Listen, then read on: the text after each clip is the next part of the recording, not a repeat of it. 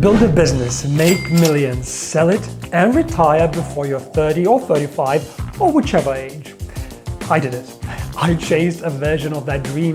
Well, I didn't sell a business, but I created a source of passive income, put a manager in charge, and took off to explore the world. And believe it or not, what happened next wasn't quite what I expected. My name is Darius Lucas, and today I'm here to discuss the dark side of retiring early, the pitfalls of achieving your dreams before you're ready, and why I've decided that retirement isn't for me, or not just yet. Part 1. Dream Haze. Let's rewind to 2018. I am chilling on a beach in Cambodia with a gorgeous lover, sipping cocktails, and my business is running itself. Recurring revenue keeps on coming in, and life is sweet. We are told to dream big and aim high, but nobody really talks about what happens when you hit your goals. What happens after you've started making that 10K a month, marrying the love of your life, or relocated to an exotic country that you've always dreamed of? What happens when the shine wears off, when the dream begins to feel ordinary? Well, this is what I call post-dream haze.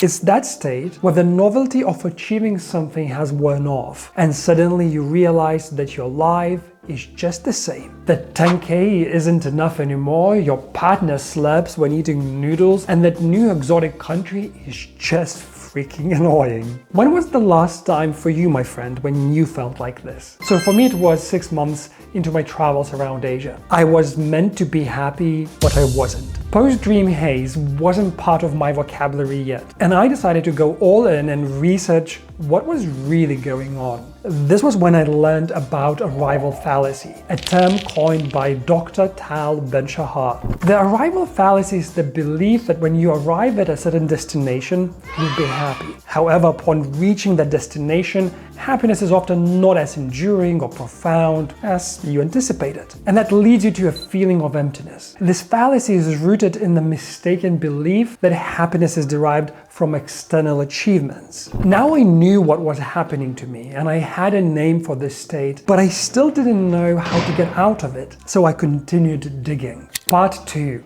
We are all hedonists. So Dr. Shahar suggests that the reason why we feel depressed or empty fairly soon after achieving a major life goal is because of what he calls hedonistic adaptation. Well, what this actually means is that humans quickly return to a relatively stable level of happiness, despite major positive or negative events or life changes. So after the initial joy of achieving a goal, people tend to return to their base level of happiness. And I remember sitting there at a cafe in Siem Reap in Cambodia thinking, so what's next? Do I just do this for the rest of my life? Who have I become and who do I want to be? Even if I come up with another goal, I'm most likely guaranteed to end up at the same place of loss, of feeling that that goal hadn't fulfilled me. So if retirement or a certain amount of money wasn't what I wanted, what did I want? That was the question that I had. Part 3.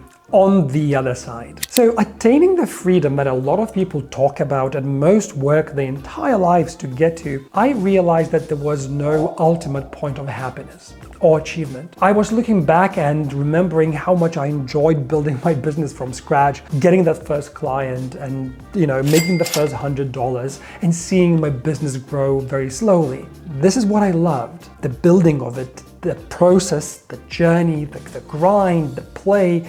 And in that moment, I understood what actor Jim Carrey meant when he said, I think everybody should get rich and famous and do everything they ever dreamed of so that they can see that that is not the answer. So what was and what is the answer? So at that moment, at that cafe in Siem Reap in Cambodia, this is what I wrote in my journal. I wrote, I want to get back to building multiple businesses. I want to hit 7 figures before I'm 35. I want to have an awesome team and a community of buyers, a community I connect to. And I want to tell stories that sell and that I enjoy actually telling them. And I want to do all of this by playing and having fun, not grinding or hustling or tiring myself out. So now, 5 years later, I'm sitting here in front of you and I have a team of 25 people and a 7-figure business, and I'm thoroughly enjoying the process. It's genuinely the best thing that happened to me. And this time,